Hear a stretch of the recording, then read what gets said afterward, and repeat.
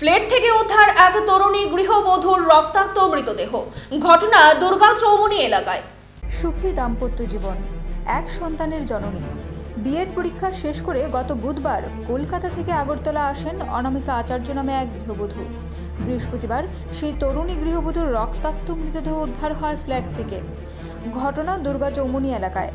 মৃতার স্বামী রাহুল ভট্টাচার্য জানান, কিভাবে এই ঘটনা ঘটল তা তিনি কিছুই জানেন না। সকালে নিজ সন্তানকে স্ত্রীর বাবার বাড়ি থেকে নিয়ে আসার জন্য বিলোনিয়ার উদ্দেশ্যে রওনা হন তিনি। সকালে সবকিছু ঠিকঠাকই ছিল, শুধু অনামিকার অ্যালার্জির সমস্যা হচ্ছিল, তার জন্য সে ওষুধও নিয়েছে। এরপর হঠাৎ কি করে এই ঘটনা ঘটে তার কিছুই জানেন না বলে জানান তিনি। আমি সকালে বিলোনিয়ার গেছি গা, আমার লিফট আগে দিয়ে গেছে, ঘরের ভিতর থেকে লিফট আগে দিয়ে গেছে। আমার কালকে রাত্রে কতখানে গিয়ে ঘুরে টুরে আইসি। আমরা কালকে কলকাতা থেকে আইসে বিএড দিয়েছে, আমি গিয়ে এয়ারপোর্টে লই আইছি।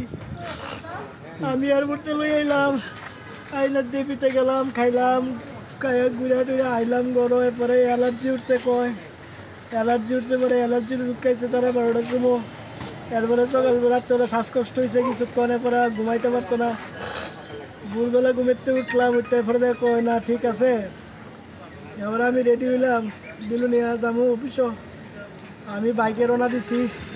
আমার আগে 6:30। প্রত্যেকদিন কি এই টাইমে বের? না না, আজকে আমি বাইক নিয়ে অফিসে গেছি দেখে এই টাইমে না, আমি 5:25 ট্রেনে যাই। আজকে আমি 6:30 বাইক নিয়ে গেছি দেখে, বাইক চালাই যাবো দেখে আমি বাইক নিয়ে গেছি 6:30 সময় গেছি। পরে দিয়ে তো আমার আগে দিয়ে গেছে, কত সুন্দর টাটাও দিয়ে গেছে, কোনো সমস্যা নাই। যে জামাটা বলে আমার আগে দিয়ে গেছে, এই জামাটা পরে শুয়ে রয়েছে ভিতরে। আপনি এরপরে কি খবর পাইছেন? আমি বিলোনিয়া পড়তেছিল, আমি ফোন করছি দিয়ে switch off, mobile switch off আইয়ে। তারপরে বাবুর কাছে বলে ফোন করছে 4:30টার সময়, ফোন করে করছে 4:30টার সময় ফোন করছে। ফোন করে জিজ্ঞাসা, বাবু তোমরা খাইয়া টাইয়া আয়ো? বাবু বলছে না, আমরা আয়া পড়তেছি, গাড়ি রিজার্ভ করে লাইছি, আয়া রান্ধুম, তোমার মা রানবো, তুমি রান্ধো না। আচ্ছা। এরপর আর কিছু জানি না, হঠাৎ করে কয় দরজা ভাঙ্গা বলে ঢুকছে, আবার কেউ কয় দরজা খোলা পাইছে। আমি কিচ্ছু বুঝতেছি। কে ঢুকছে দরজা ভাঙ্গা? আমার পাশের ঘরে আমার পিসি আইছে, পিসি শাশুড়ি আইছে লগে। আমি ফোন করে আনাইছি তারারে, আমার পাশের ঘরের তারা আইছে, তারা কইতাছে যে দরজা বন্ধ, ঠেলতাছে, খুলে না, কলিং বেল বাজাইছে, খুলে না। এরপরে পিসি তারা আইছে, খুললে দেখছে, আমার ওখানে কইতাছে দরজা বলে খুলে আসলো, তারা কয় দরজা বলে খুলে আসলো। কি অবস্থা দেখছে কইতারি না, কাঠের ভিতরে বলে ফেরত দিচ্ছে, রক্ত বাইচা রয়েছে। ঘটনার পর আমরা ঘটনাস্থলে গেছিলাম, গিয়া জানা গেছে যে একটা ছেলের বিরুদ্ধে অভিযোগ, যে ছেলেটা নাকি আপনার বিশেষের সঙ্গে প্রায় সময় কথাবার্তা করত। ফ্ল্যাটের যারা আছে তাদের অভিযোগ প্রায় সময়, আপনিও মনে বিষয়টা জানেন। ছেলে এরকম কিচ্ছু না, এটা 2 দিন কথা বলছে একটা ছেলের লোকে, কথা কখন এটা একটু কথা কাটাকাটি, তাও এটা কলকাতা যাওয়ার অনেক আগে ঘটনা। ছেলেটা ফ্ল্যাটই থাকতো? না না না, ওইটা হের কইতারি না, হের বাড়ি বলে গীতা, এটা আমি ঠিক কইতারি না। তারপরে আপনি যখন জানছেন ঘটনা, এরপরে কি?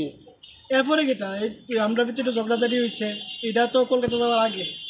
এরপরে দিয়ে সেটা তো কলকাতার থেকে কালকে আইসে, এরপরে তো আর আমরা ভিতরে কোনো সমস্যা হচ্ছে না দাদা। ঘরে কি কোনো মানে?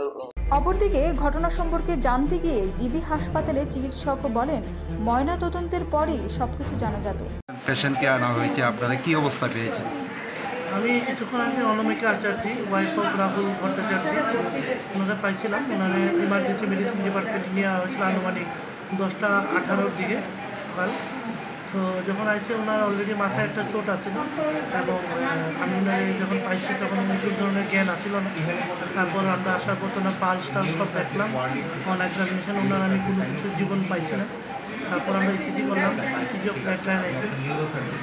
তো তারপর আমরা তাদের মৃত বলে ঘোষণা করছি।